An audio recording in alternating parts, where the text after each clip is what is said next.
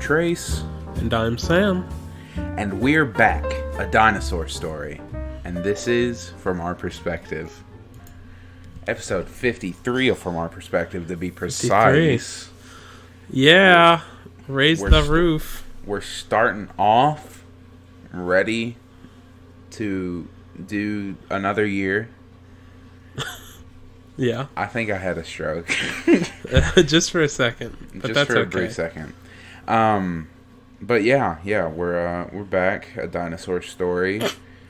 This weekend, or I guess the day that we're recording this technically is the Super Bowl. I know. Yes, We're posting it a day or we're recording a day before it needs to be posted again. Well, Hey-o. That's just how it goes these days. That's how we work. Remember back when we recorded on Thursdays? And it was like set. Yeah. Oof. Oof. Ooh-wee. How time has changed. Anyway, you were talking about the Super Bowl. Super Bowl is this weekend, or technically yesterday. I might as well just take my headphones off. I don't know. I don't really care. I don't know anything about bowls. I do like a big bowl of like some. Why is there a bit? Why does it need to be so big? Why does it need to be so super? Who even needs a bowl that big? That's what I was saying, and it was crazy because we of course have already watched it because this is Monday. Yeah, and it was the halftime show was nuts. They went a little like avant-garde this year. Okay. Instead of like they were like, yeah, we're really going at the Super Bowl angle, and they people just dressed as bowls. Well, and then they filled the whole stadium with milk and cereal. Okay. So I was imagining. Did you see that bit? Yeah, I remember that. And then. Yeah. No, it's just that was pretty weird. I'm not gonna lie. Yeah, it was unexpected. Sadly, there were a lot of people who drowned in milk. Yeah. That sucked.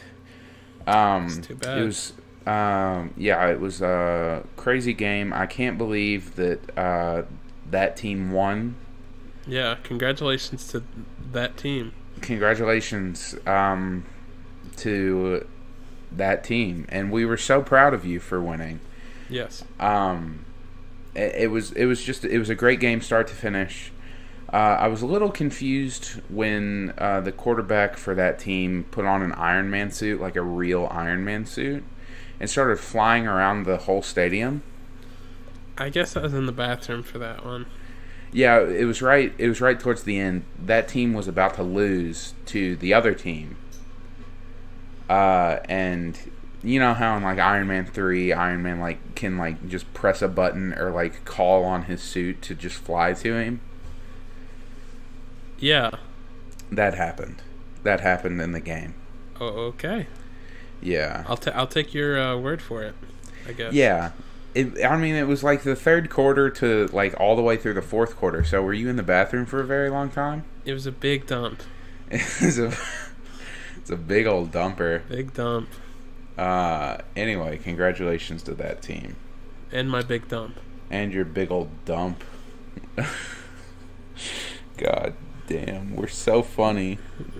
I think I'm going to have a mental breakdown at one point just while recording any of these episodes. Because I don't know if it's like if it's just that we're too funny for me anymore, or if it's maybe we're just too immature. I don't know. It's hard to say. It stresses me out. But yeah.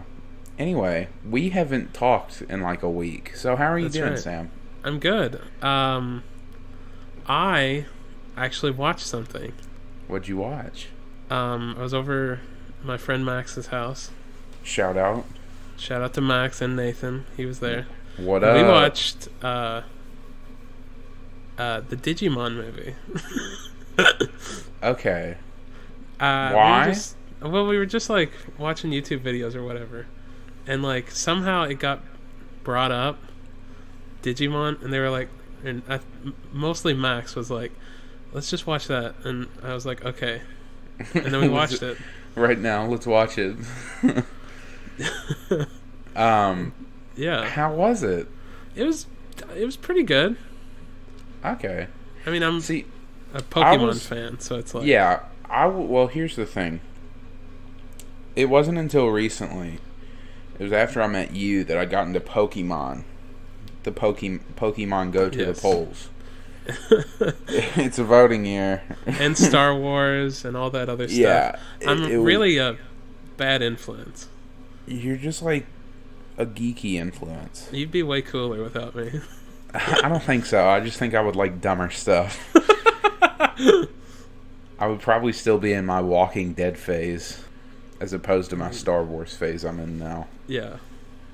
But yeah, Pokemon, it's a relatively new thing to me.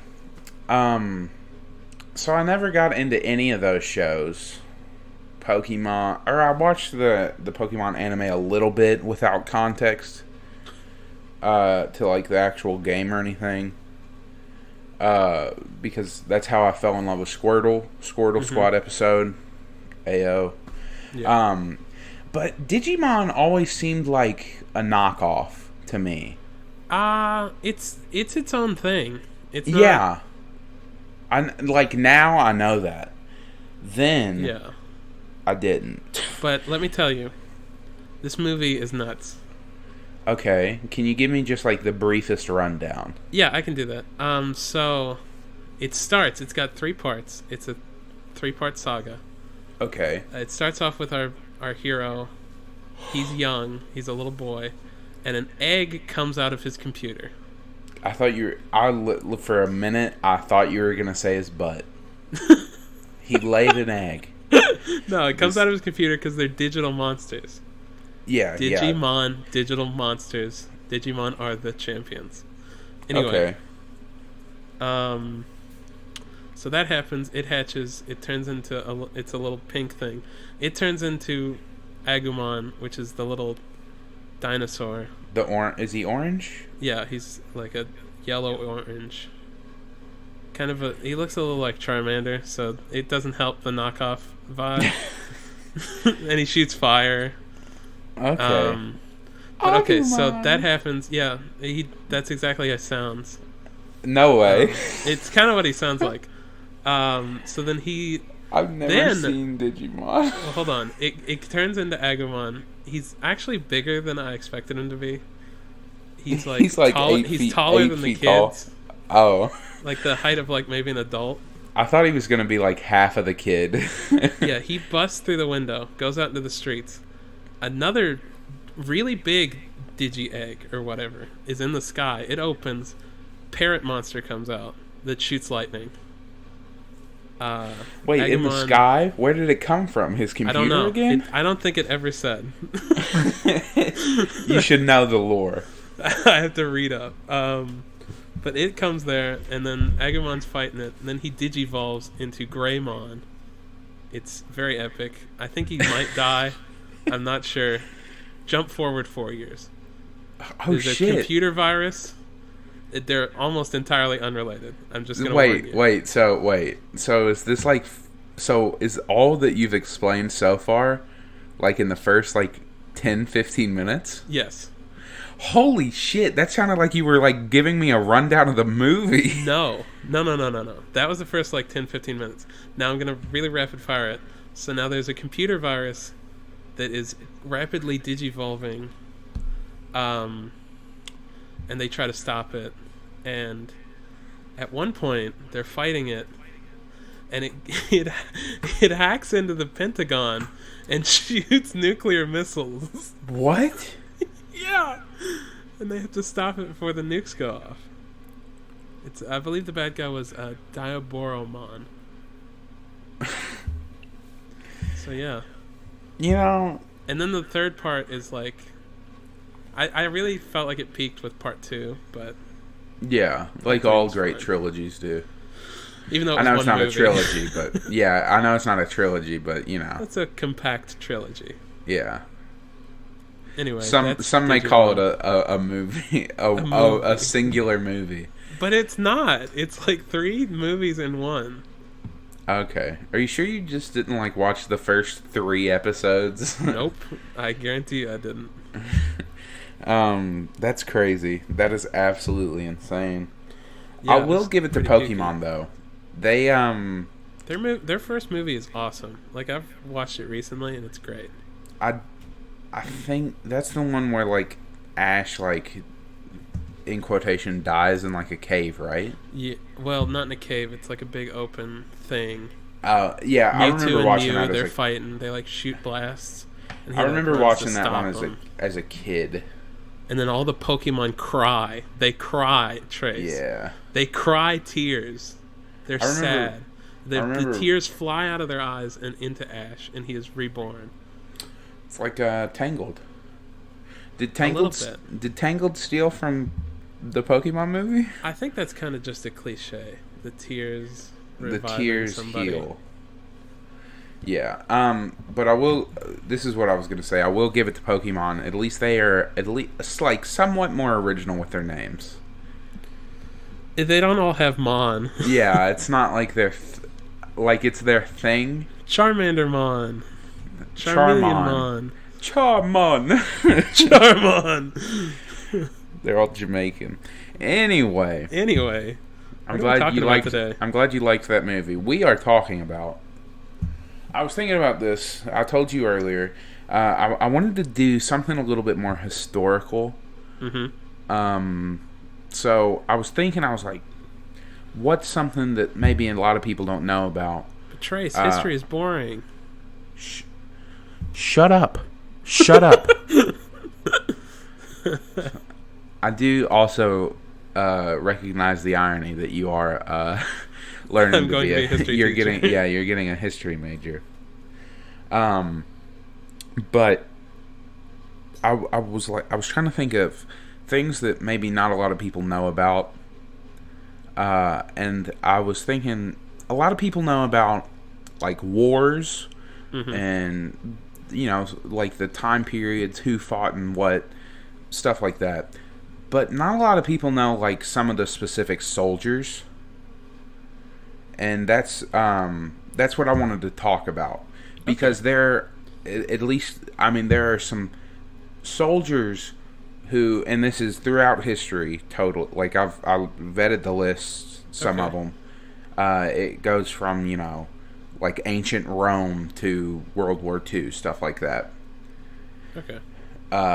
And Vietnam and stuff. But there are just soldiers who have fought in these wars who are either just these crazy motherfuckers who just are the most badass people who ever lived, and then they're the people who led the armies who have gone down in history.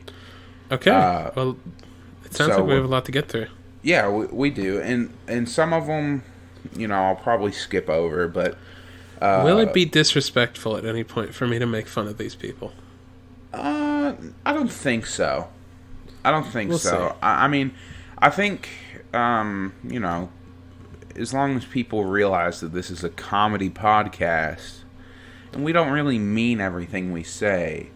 Maybe if you didn't know, there wasn't a halftime show where the Super Bowl was filled with milk and Cinnamon Toast Crunch.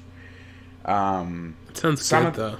It would be really funny. That'd be so tasty. It would be funny and tasty, but it didn't happen because this is a comedy show. Yeah. But first what I'm going to... That's generous. Yeah. Anyway... At first, I'm going to go through some celebrities who you might not have known were in the military. Okay. And we'll kind of ease our way into it. The first celebrity, well, not the first, but the one I wanted to talk about first on this list, is rapper turned actor Ice-T. Interesting. I did not know that. He joined the U.S. Army and served 4 years in the 25th Infantry.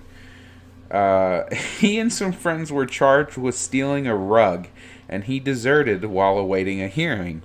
After the rug was recovered, he returned and received a non-judicial punishment. It was in the Army that Ice-T managed to make a little extra money and afford some musical equipment, beginning his rap career. Well, how about that? Interesting. How about that? He stole a rug and then deserted. The next one on the list is Don Knotts. Really? Well, yeah. it was like World War II, right? Yeah. So like there was a draft. Everybody was in that. Yeah, and there are going to be some other celebrities on this list who were drafted during World War II. There is a bizarre urban myth that claims the lovable, wide-eyed actor was once a Marine Corps drill instructor. Though this is false, Knotts was drafted in the U.S. Army in 1943, but saw no combat. Okay, I should have read these. He was chosen for special services to entertain troops as a ventriloquist. That's awesome. That is awesome, but like you're in the middle of like one of the worst wars ever. The war that was that came after the supposed war to end all wars, and you're a ventriloquist, and you like go and see Don Knotts as a ventriloquist. I just wanted to imagine him like in combat doing like his like reaction face with his big eyes. Like a bomb blows up next to him, he's like, "Oh!"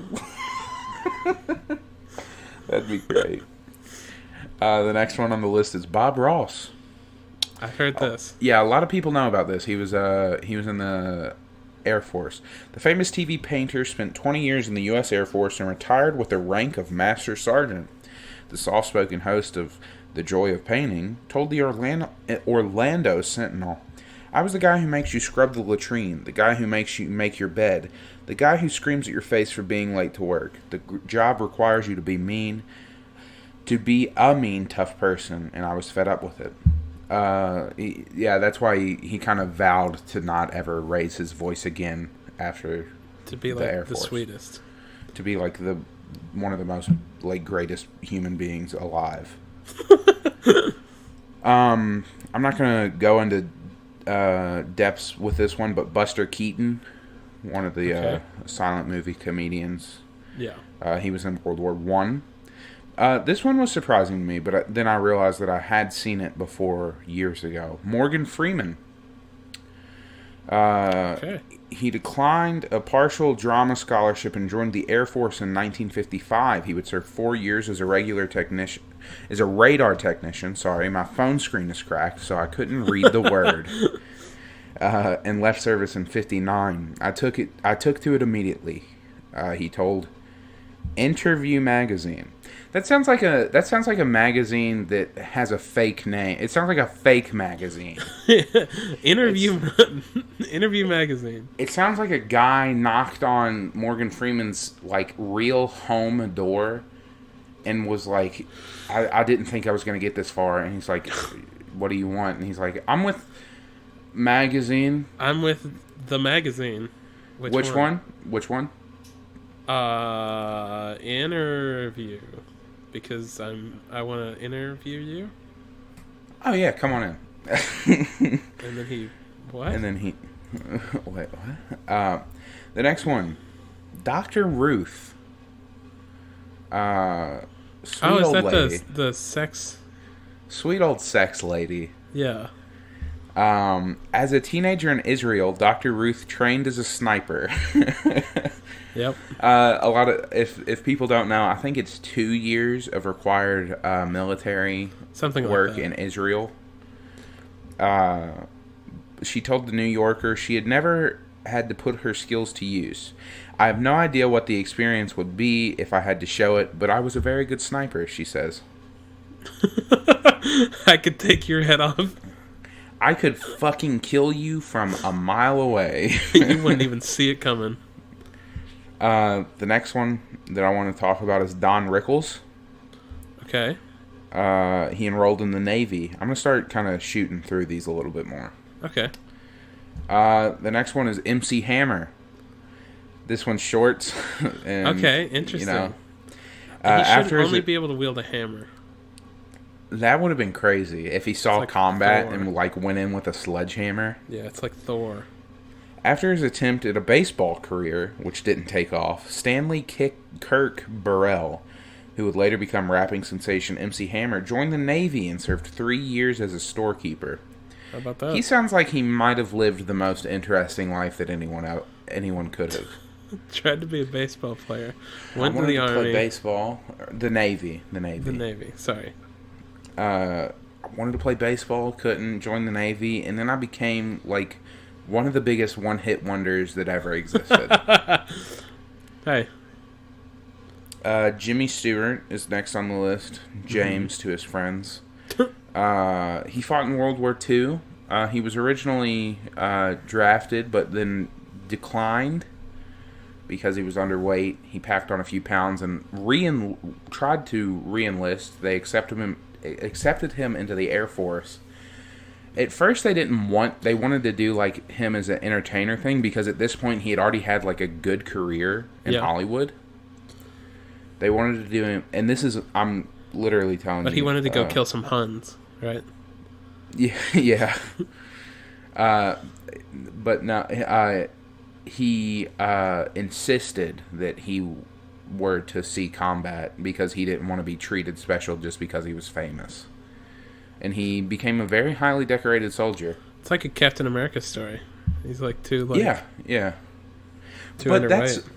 that's always weird to me. The Captain America thing, especially specifically the story in the movie, is like they make this super serum like superhero, and then they're like, "Nah, we're not gonna use you.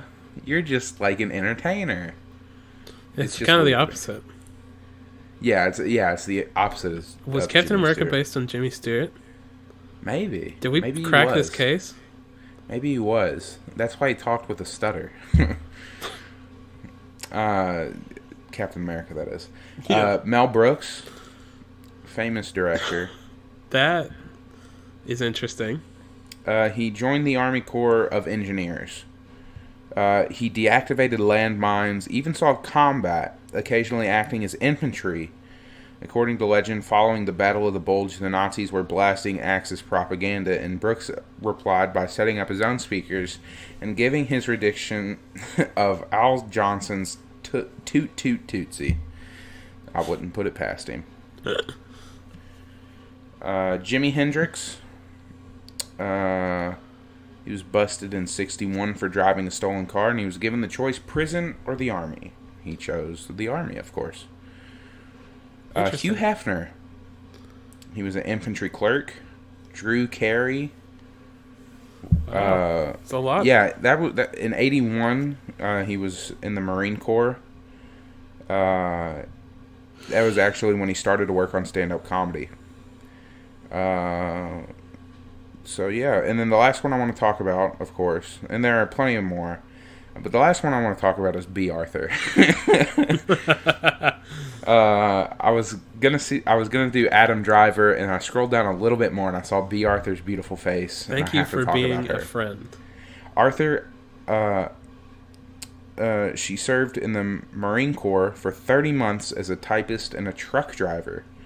Why did she join at age 21? In a letter included in a Marine personnel file, she said she heard that enlistments for women in the Marines were open, so decided the only thing to do was join.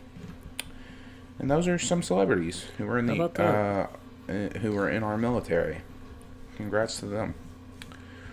I'm gonna go through this list. Okay. I'm not gonna go through all 25. That's probably for the best. 25 greatest warriors history has ever seen. We're gonna skim through them.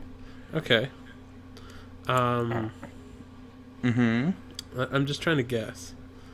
Okay. Who do you think is in the top 5? Or not in the top 5. The first 5. 25 to 20. I really have no clue. I would guess, but it would probably just take forever. Yeah, it would. I'm going to talk about William Wallace. He's number 20 on this list. Yes. Famous from Mel Gibson's movie Braveheart. Mm-hmm. William Wallace. Good old Willie Wallace. Willie, to his friends. that's actually the reason he fought England. They called him Willie, and he knew that was another name for a penis. And he didn't like it. He's just on the battlefield, and they're like, "Oh, it's Willie Wallace," and he's like, "Stop! That's Almost not sounds my like name." Willy Wonka. Oh, Maybe. was Willie Wonka inspired by Willie Wallace? Did William Wallace have a chocolate factory? Do we know? I mean, we can't prove that he didn't. That's true. You make a good point. Though he was born post or pre-industrialization. Well, William Wallace. Those who know European history already know what a great warrior the legendary Scotsman was. Wallace is considered one of the most significant Scottish national heroes for fighting to his death to free Scotland from English rule. Little known fact about Willie Wallace is that he actually wasn't the soldier known as Braveheart. That was actually King Robert the Bruce. A lot of people don't know that because Mel Gibson's movie was filled with lies.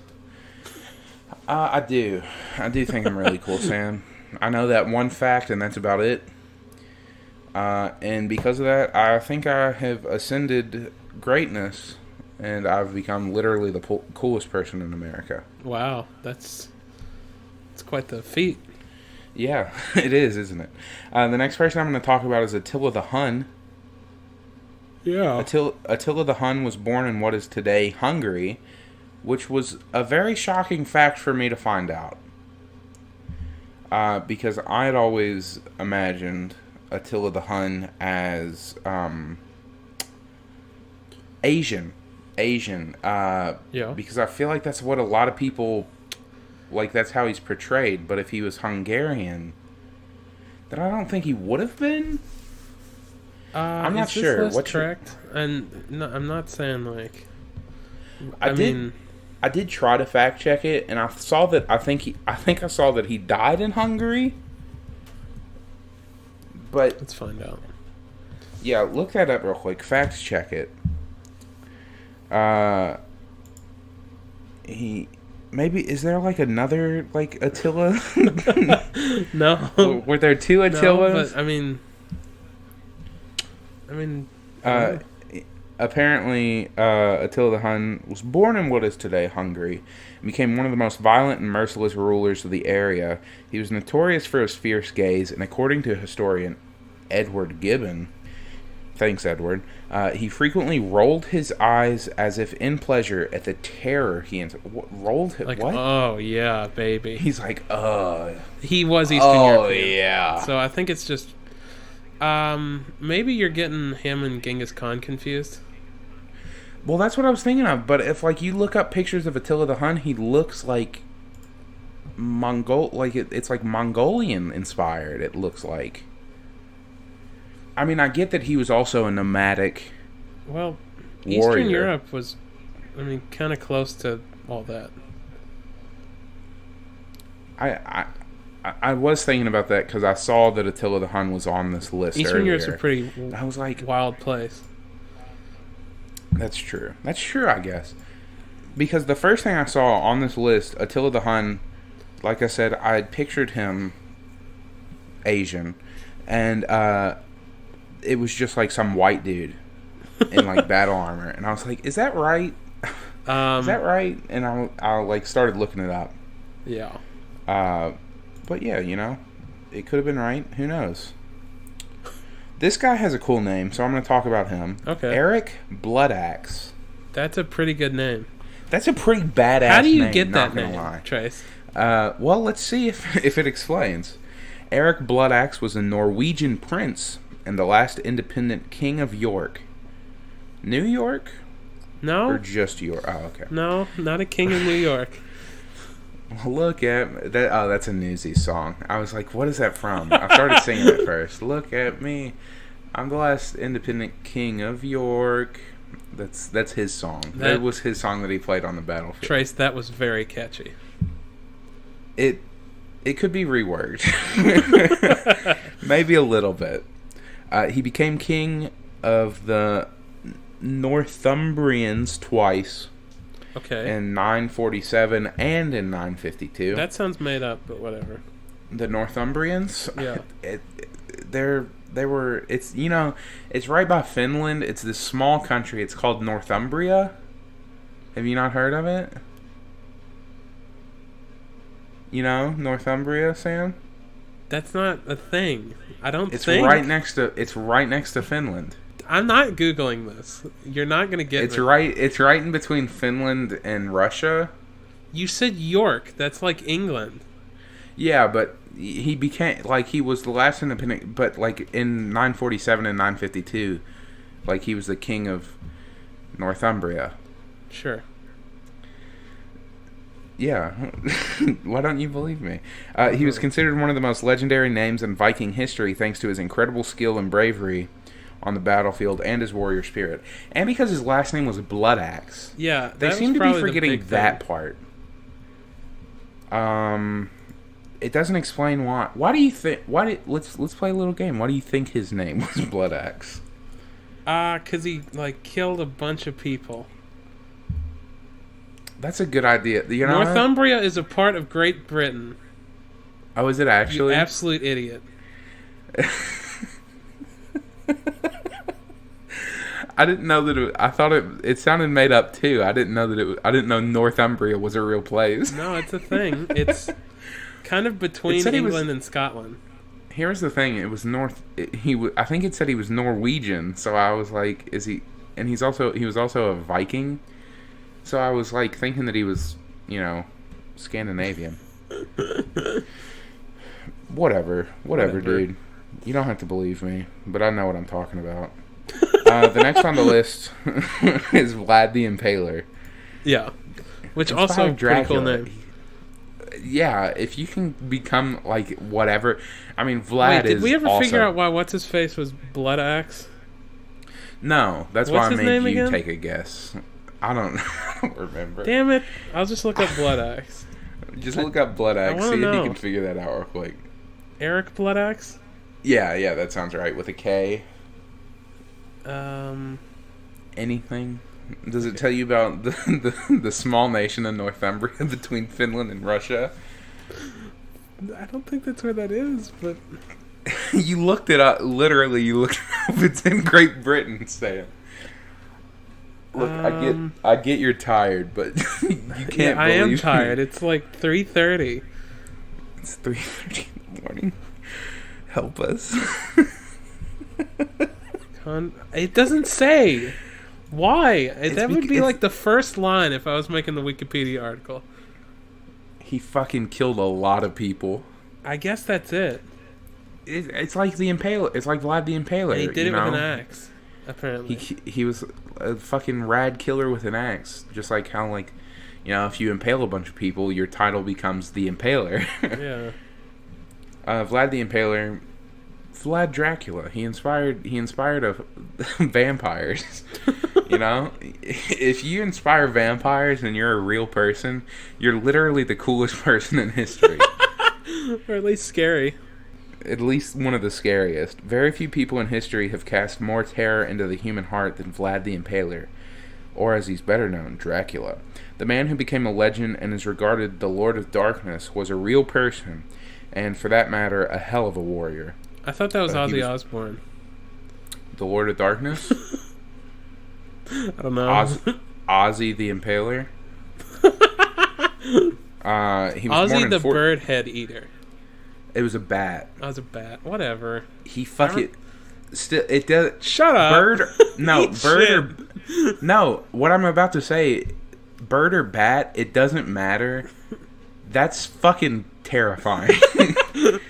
If you're a musician and you bite the head off of any winged creature... Any animal. Yeah. He was born in 1431. Vlad, not Ozzy. Yeah. In Transylvania, the central region in modern-day Romania, and ruled for many years. Vlad's victories over the invading Ottoman Empire were viewed and celebrated throughout not only Romania, but the rest of Europe, and it is recorded that even Pope Pius II was impressed by his skill and fighting spirit. That's pretty crazy. That's pretty crazy that a pope's like, I like what this guy's doing as he's impaling people and like cutting them to bits and drinking their blood. Well, oh, I'm kidding. That was bad. Whoa. You've just been canceled.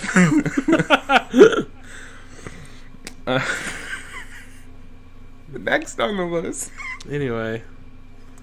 Sun Tzu. Stop laughing. Skilled and experienced in warfare matters during a time of unprecedented political and military turmoil, Sun Tzu was a military specialist active during the turbulent late Zhou dynasty.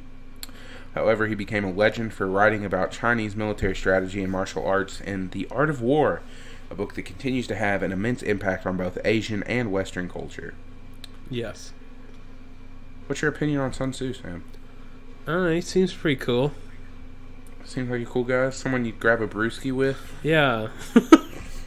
Maybe sit down, watch the Super Bowl. Yeah, watch the Super Bowl be filled with milk and cereal. What do you think? What do you think Sun Tzu's favorite cereal would have been?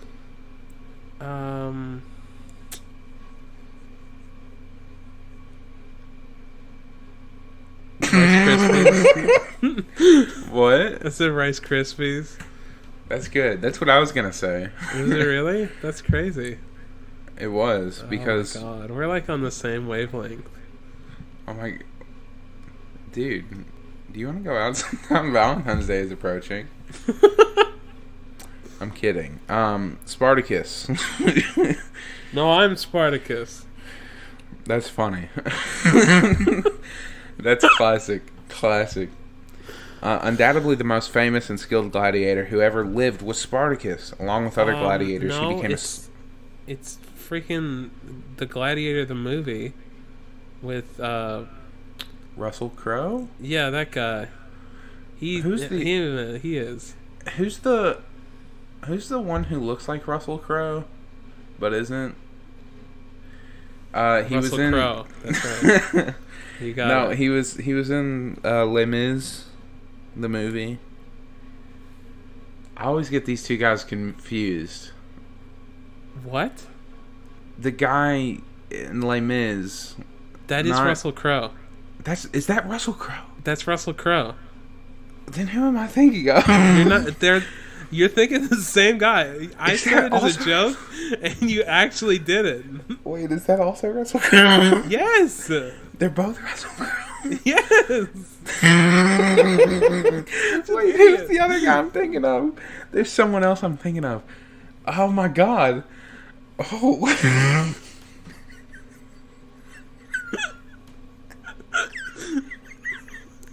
I can't breathe. Oh my god. I've lived my whole life thinking that the guy in this There's two gladiator people that look like Russell Crowe. and the guy What the heck? and the guy like this were different people. How did you go your whole life without somebody correcting you? I don't know. Well, Here's the thing. Well, no, here's the thing is that I've never like said that because I didn't care. That's so crazy to me. Okay, I'm looking up who the other guy was because I know nobody. No, Gerard Butler. I always get Russell Crowe and Gerard Butler. I thought Gerard Butler was the guy from Gladiator. I thought Gerard Butler was Russell Crowe and Russell Crowe was Russell Crowe. Yeah. Ooh. Anyway, Sun Tzu, he seems pretty cool. I don't think I can recover from that. I'm gonna move on from this list. Okay. These are. I picked this list because I just loved the title. This comes from Cracked.com. I'm pretty sure I've gone to this website before for this show. 5 real life soldiers who make Rambo look like a pussy. Okay. We're gonna get crazy, I know. The first person, Simo Haya.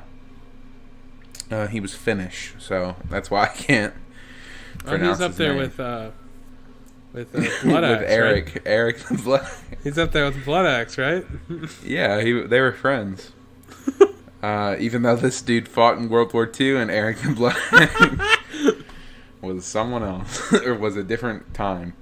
Simo, I'm just gonna say Simo. If I'm pronouncing it wrong, I'm sorry. Simo had a fairly boring life in Finland. He served his one mandatory year in the military and then became a farmer.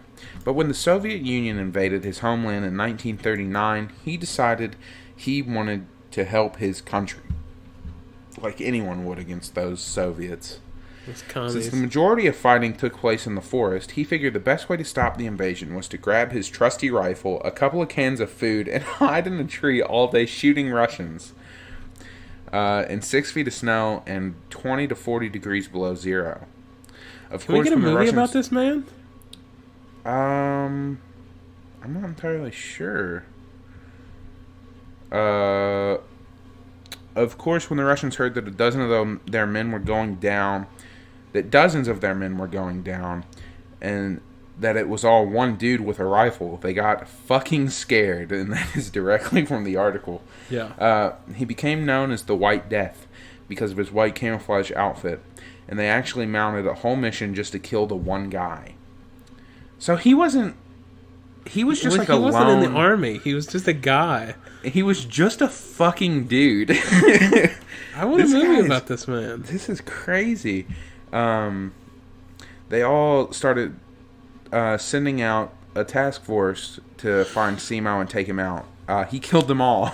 He killed them all. They all died. Then they tried getting together a team of counter snipers, which are basically snipers that kill snipers. If you didn't know, I didn't need that, but the article thought I did. Here's my question. Yeah. Is there a different type of training to snipe a sniper instead of a regular soldier? I feel like you might get that training when you get the sniper training. Yeah. It's like the kind of 2-for-1 deal. Okay. They sent the counter snipers to eliminate him, and he killed them all too. Of course. Over the course of 100 days, Simo killed 542 people. Wow, that KD ratio. 542 to 1, baby. 542 to 0. He didn't die. Oh, sorry. Wait, no, sorry. And then he took out another 150 or so with his SMG, sending his credited kill count to 705. Since everyone they had was either too dead or too scared to go anywhere near him, the Russians just carpet bombed everywhere they thought he might be. Supposedly they had the location right, and he actually got hit by a cloud of shrapnel that tore his coat up. But it didn't actually hurt him, because he's the fucking White Death, damn it. Finally, on March 6, 1940, some lucky bastard shot Simo in the head with an exploding bullet. When some other soldiers found him and brought him back to base, he had half of his head missing. The White Death had finally been stopped. For about a week. So it was 705. Wait, no. For about a week, in spite of having come down with a nasty case of shot-in-the-face syndrome, he was still very much alive and regained consciousness on March 13th, the very day the war ended. He lived, Sam. He lived past getting shot in the face. Oh my God. It then goes on to compare like what the best Hollywood has done. Apparently it's the movie Shooter starring Mark Wahlberg, but I doubt they can really top. I don't think it would take more than the length of a movie to show 700 people dying. It says why the movie doesn't compare, and it's not like a movie that was about him. It was like the best that Hollywood could come up with. Yeah. Why the movie doesn't compare, aside from the obvious fact that Simo killed over 10 times as many men after only the most basic military training. He did it in 40 degree below weather in the middle of a forest, and he did it with just a rifle. Wow. Crazy motherfucker, dude. I want a movie about this guy. Who's our next one? I'm skipping over the middle one because because I think this guy might be our last guy we can talk about, maybe, and I wanted to talk on him. Let's do because he's absolutely insane, dude. Okay. Like, this guy, like, he's just like, he's the epitome of just like the most bizarre person from any war. The guy's name is Jack Churchill. Okay. He was an Allied commander in World War II and an avid fan of surfing. I mean, that's a good start already, It's Jack. a good start. Captain Jack Malcolm Thorpe Fleming Churchill, a.k.a. Fighting Jack Churchill, a.k.a. Mad Jack, was basically the craziest motherfucker in the whole damn war. Are you hold on. Are you about to tell me a man went surfing around shooting people on his surfboard? No, I don't think the surfing. I think the surfing is just like to make him radical. Just he probably did like to surf, but I don't think it had anything to do with this guy. Okay. He volunteered for commando duty, not actually knowing what it entailed, but knowing that it sounded dangerous and therefore fun. He is best known for saying that any officer who goes into action without a sword is improperly dressed. Oh my God. Now, mind you, this is World War II. Yeah, where there's airplanes, tanks, machine guns, like big ones. Yeah, and in following with this for carrying a sword into battle. In World War II, and not one of those sissy ceremonial things that Marines have. I'm not saying that. Yeah, that's the I did not say that. This is cracked.com. Get angry at them. I'm sorry. I shouldn't have read that. It's fine. No, Jack carried a fucking claymore. You know, the Scottish sword, the two-handed sword? Like William Wallace. Yeah. The good old Willie. And he used it too. He is credited with capturing a total of 42 Germans and a mortar squad in the middle of the night using only his sword.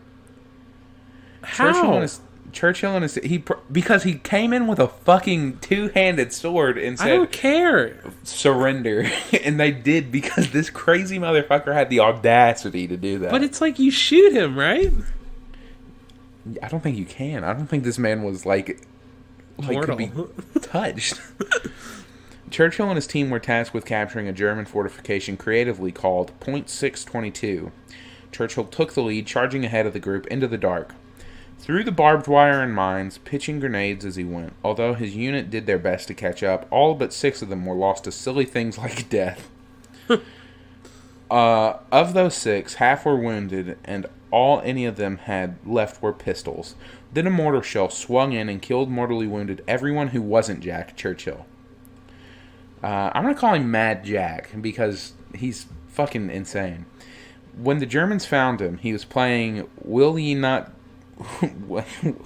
he was playing Will Ye No Come Back Again on his bagpipes. Oh, we didn't mention that? He carried them right next to his big fucking sword. So it's William Wallace again. He came back. He came back. He's back, baby.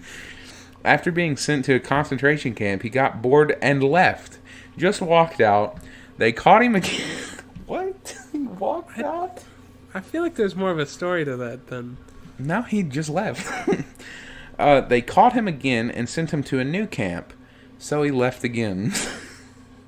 After walking 150 miles with only a rusty can of onions for food, he was picked up by the Americans and sent back to Britain, where he demanded to be sent back into the field, only to find out, with great disappointment, that the war had ended while he was on his way there.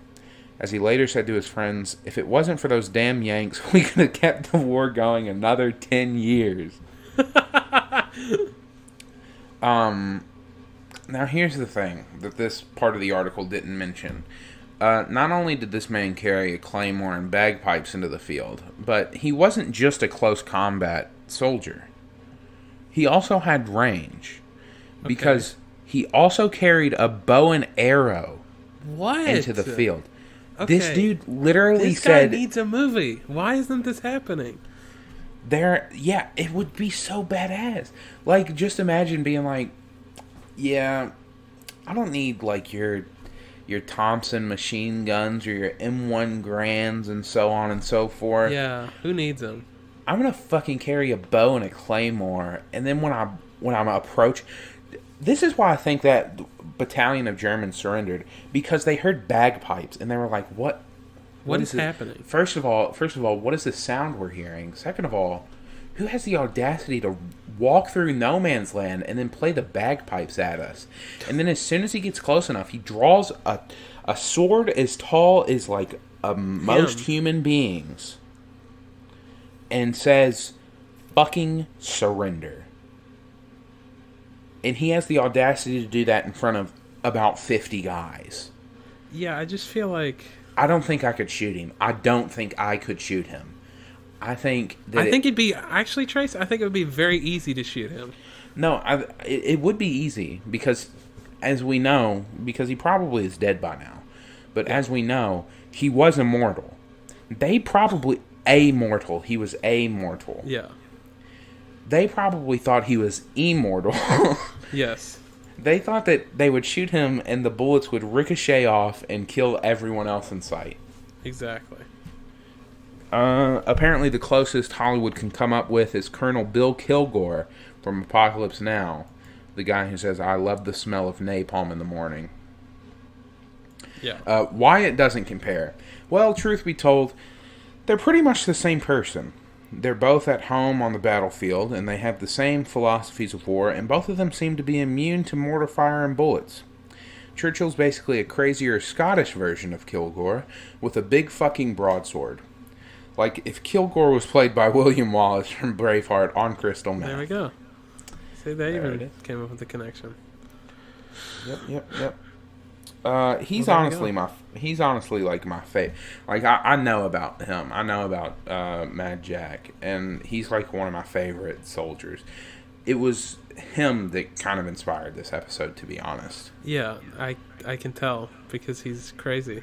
I did really like the Finnish guy. I already forgot his name because it's something crazy in Finnish. But yeah, those are some of the people. That's some crazy folks.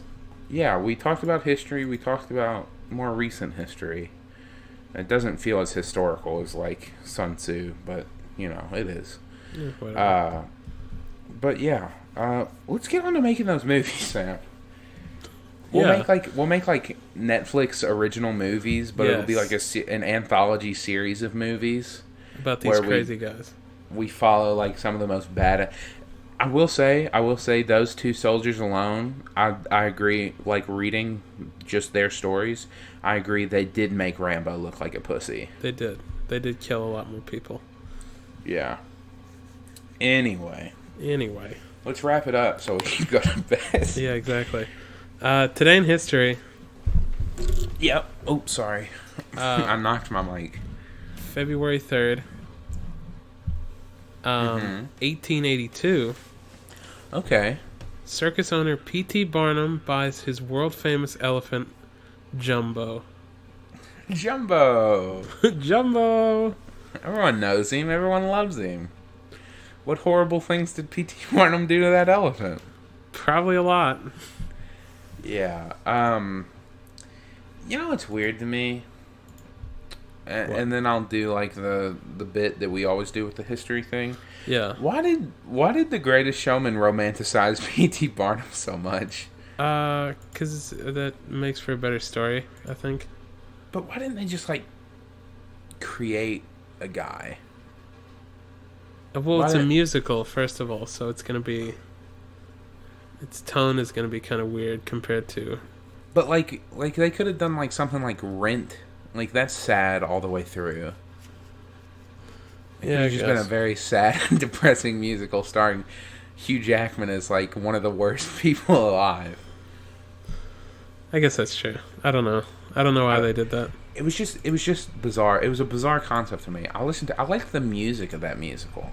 It's good. Which was a good plus if it's a musical. I don't like the reliance on...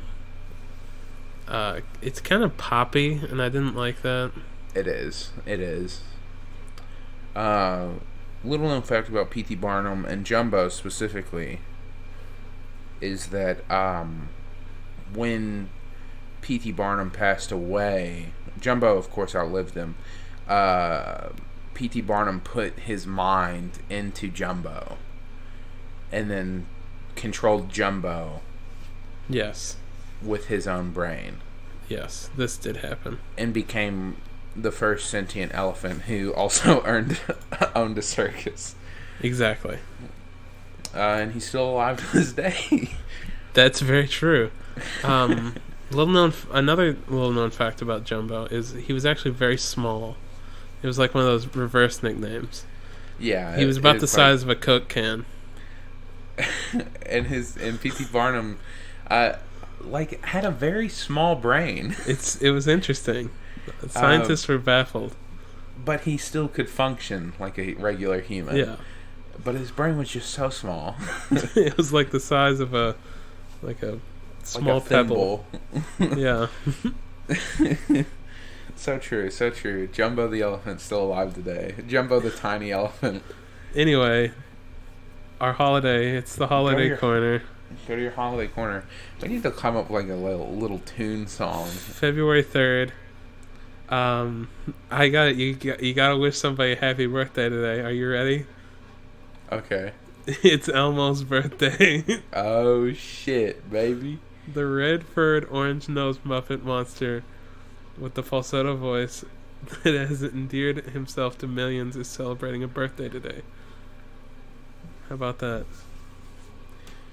So today is the day that Elmo came out of his mom's pussy. Oh, why you gotta do that? Look, it's the miracle of birth, Sam. He's like a monster. Who knows how he was born? Was it asexual? He probably came out of an egg. He hatched. Yes. But no, he's like furry. He has fur. He would be a mammal. Not necessarily. What if his species, they're like platypi? Yeah, exactly. Or like echidnas. Yeah, that's crazy. I don't like Do we know what... If it's his birthday, we have to talk... I dropped something. We have to talk about how he was born. Okay? We have to. That's not what you do on birthdays. Okay, I get, like, maybe not you. Maybe not your family. I guess not. Have you seen that video, changing the subject, of course, have you seen that video of a Tickle Me Elmo being lit on fire? And, like, the fur melts off, and it's, like, just, like, this robotic plastic monster that continues to talk in regular Elmo voice and laugh and stuff. It's, like, actually the most terrifying thing I've ever seen, ever. Well, that's your goal today, folks. Get an Elmo toy, set it on fire, and see how scary it is. And ask him how he was born as he's burning. Yeah. Use it as like an interrogation thing. How were you born? Tell me as you die. I'll light your other foot on fire if you don't tell me right now. Anyway, that's the show. You know, that's the show. Thank you for listening to From Our Perspective. You can find us pretty much everywhere podcasts are found. Of course, you find us by searching From Our Perspective. Are you okay? No, I'm not. If you have any friends who would like to listen to the show, spread the word. Even if they don't want to listen to the show, spread the word. Make them listen. Yeah, tell them.